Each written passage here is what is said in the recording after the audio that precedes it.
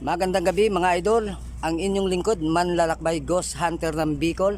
Andito po tayo mga idol sa pier, kung saan po ay meron po tayong nabalitaan na nakaraan po mga idol, no? Siguro mga 3 months ago na nang lumipas, meron kasing patay dito na napulot mga idol, no? Subali dito siya inanod sa pier ng Pioduran mga idol, no?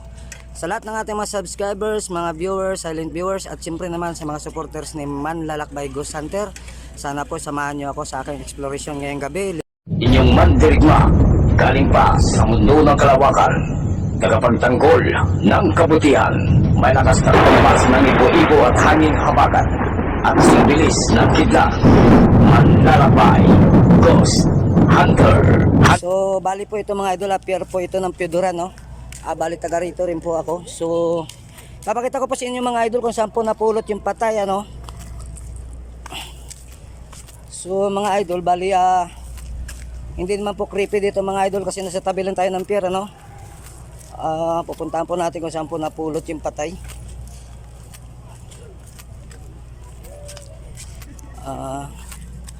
Ayan, sa lahat ng ating mga subscribers dyan, mga viewers natin, maraming salamat po sa lahat na nagsusuporta kay Manlalakbay Ghost Hunter, So mga idol, dito po daw napulot yung patay, mga 3 months ago na siguro mga idol. So dito na parte daw mga idol, Ayan po.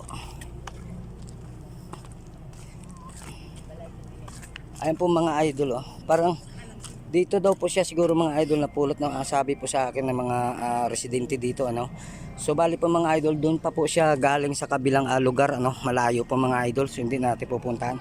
So bali dito daw siya po mga idol napulot, yung kaluluwa. So ang problema mga idol, nararamdaman ko siya mga idol, andito nga siya mga idol, kaso wala po tayong dalang sensor ball mga idol. Kinakabahan po ako.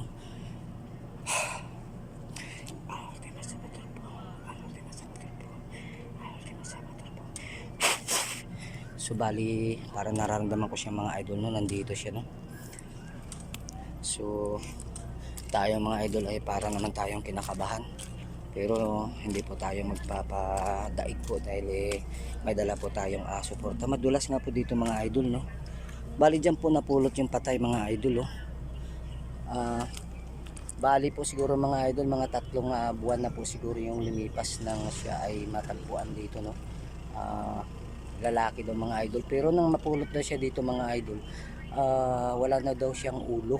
Wala na siyang ulo mga idol, siguro naubos na siya kain ng mga isda, kaya ayun, natagpuan na lang siya dito siya inanod. So gusto ko sana mga idol alamin kung nandito pa yung spirit, ang problema nga lang mga idol, wala tayong dalang sensor ball, nakalimutan ko ring dalhin. So sa next time na lang siguro mga idol, So ayan mga idol, ang napakaganda po ng pier na ito dito po sa amin sa Pioduran, ayan po, napakita ko po sa inyo. Marami po ng tao dito sa gabi mga idol. Marami po ditong pumapasyal sa pier ng Pioduran. Ang problema lang po natin mga idol, nabalitaan ko naman to mga idol matagal na, kaso lang hindi ko lang po na i-vlog dahil po sa alanganin po ako, nahuli po ako sa balita mga idol, So bali ngayon ko lang po siya na update sa inyo. So sa lahat ng mga supporters ni Manlalakbay Ghost Hunter dyan, andito po tayo sa Bicol, Sa lahat ng mga Ghost Hunter ng Mindanao, maraming salamat po. At syempre naman sa kay Taong Gubat Ghost Filming at saka kay Beams Ghost TV, maraming salamat po mga idol sa pag-collaboration, In-vlog po natin mga idol kasi dito yung namatay nung nakaraan pang mga month, mga 3 months siguro mga idol na lumipas. Bali narinig ko rin itong balita na itong mga idol, kaso lang hindi ko po na-update sa inyo kasi busy po ako ng araw na yun, at saka hindi ko po nakita yung yung patay mismo, pero wala na daw ulo yun mga idol. So gusto ko sana mangyari dito, aalamin ko sana yung spirit niya kung nandito pa, kaso lang mga idol, wala tayong dalang spirit ball na iwan ko sa bahay mga idol, So next time na lang mga idol, babalikan natin itong lugar, So ayan po, maganda rin po dito mga idol, tingnan nyo po, napakalinis po ng aming pier. Marami po nakatambay dito na mga magaganda at mga pugi na mga kalugar ko, ayan po, ayan. So ayan mga idol, hanggang dito na lang po yung ating video, Sana po sa lahat ng mga supporters ni Manlalakbay Ghost Hunter, sana po ay suportahan ninyo. Share po natin yung ating mga video mga idol, no, para po lalo pa pong kumalat at nang marami pa pong makakita ng mga kababayan natin sa Pilipinas, no, at sa ibang panig ng mundo mga idol.